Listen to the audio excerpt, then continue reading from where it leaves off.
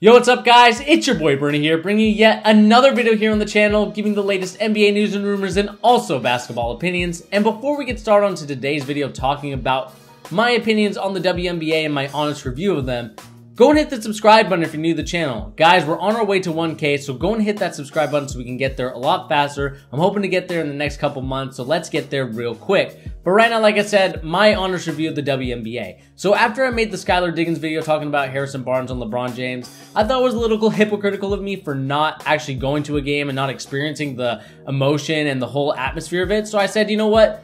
Let's go to a WNBA Finals game. So we went to the one because I live near Seattle. So I was like, let's go to the Storm versus Mystic game. And I said, let's check it out. And so when I went there, I will say this about the atmosphere. It was loud. It was rocking. It was definitely something where it really should bring back the Sonics. I mean, the amount of people that were there, I mean, that's just another topic for another day. But the atmosphere was amazing. I thought the people were great. The people were loud. They were rocking. And I think that's something that the WNBA has here, especially in Seattle, being the only professional basketball league here. It has something special. I mean, the women were loud, the men were loud. I mean, there was people of all sexes, races, you know, whatever it was, they were there. But another thing that I noticed when I watched the game of play, it was a great game and it was an amazing game, and I believe the Storm only won by 2 or 1 point.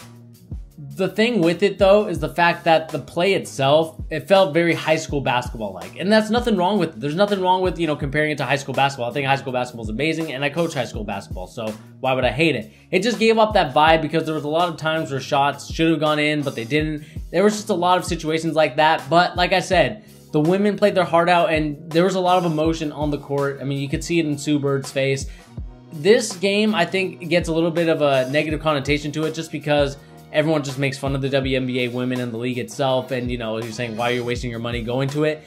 But I thought it was a great atmosphere and a great experience. But the real question is, how do we get these women to get at least a little bit more pay? I'm not saying that they have to get paid as much as the men do. It's all based on entertainment, and that's how it is. I mean, it's just like an actor and an actress. It's how much of a demand you are. If Will Ferrell is more of a demand than some other comedian, that means Will Ferrell will get paid more, or Kevin Hart, or someone else, you know, Ben Affleck, whatever actor or actresses it is, Jennifer Lawrence, those people will get paid more because they're more in demand. So that's my thing with the WNBA. They need to be more in demand. But the way that we do this is we got to fire the PR team. I talked about this in the Skylar Diggins video. You have to fire the PR team because they're doing a terrible job promoting these women to get at least into the spotlight of, hey, you know, go check out the Storm tonight, watch Breanna Stewart or Sue Bird play in this game. I mean, that's something that you need to do.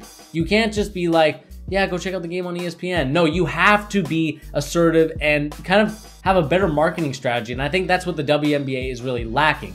Another thing as well is the fact that the women themselves also don't do a lot of marketing themselves. When I check out some people's Twitters and other stuff like that, Sue Bird, Breanna Stewart, you know, just on Storm people, just because that's where I live, and I was like, okay, let's see if they posted anything. There isn't really that much. They don't tweet a lot. And I think, especially with NBA players, you know, they're posting their workouts, they're doing everything. I mean, you see the grind, the effort, the work that these NBA players are doing. I mean, you even see Hoodie Mello, a guy that, you know, I've kind of fallen off the wagon with.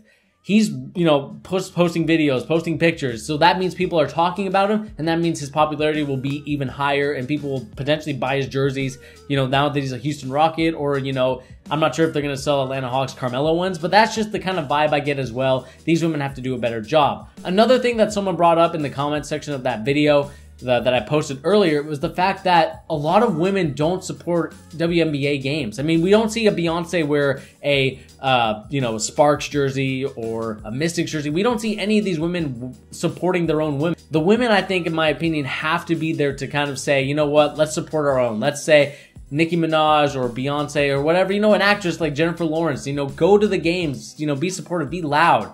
I feel like it's a lot more of the men doing a lot of the supporting. I mean, we see a lot of NBA players kind of tweet out like, hey, go and check out the WNBA, or like, wow, this WNBA game is crazy. We see a lot of that from the men. We just don't see it a lot from women celebrities other than basketball people themselves. I mean, we don't see, I mean, just think about it. My friend Ben kind of brought this up in a video that we made, but, you know, it's not going to come out. But he said this about like Quavo and other rappers. They kind of integrate into the culture. And I think that's what the WNBA is missing as well. There's no culture of an other group coming into the WNBA. I mean, we see that rappers are very heavily involved in basketball now. A lot of them are playing their pickup games. A lot of them are getting, you know, workout videos in that are getting a lot of views playing basketball, which means that basketball's at an all-time high and a lot more people are playing it than the other sports, I feel like. So that's another thing that I think the women need to work on.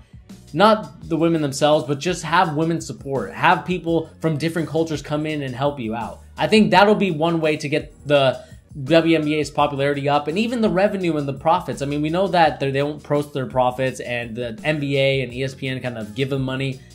I think that if the WNBA wants to get to a point where they can make, you know, millions of dollars, we're not talking like hundreds of thousands, we're talking millions. If they want to make millions, then they need to do all this stuff that I'm talking about. And I don't want to see any league fail. I want to see them succeed. I think it's better when there's a lot more competition, whatever it is. But anyway, guys, this has been your boy Bernie here on The Charge, giving you the latest NBA news and rumors and also basketball opinions. Don't forget to hit that subscribe button. Don't forget to hit that like button. And remember, guys, we're trying to get to 1K, so let's go there right now. Anyway, guys, I'll catch you in the next video.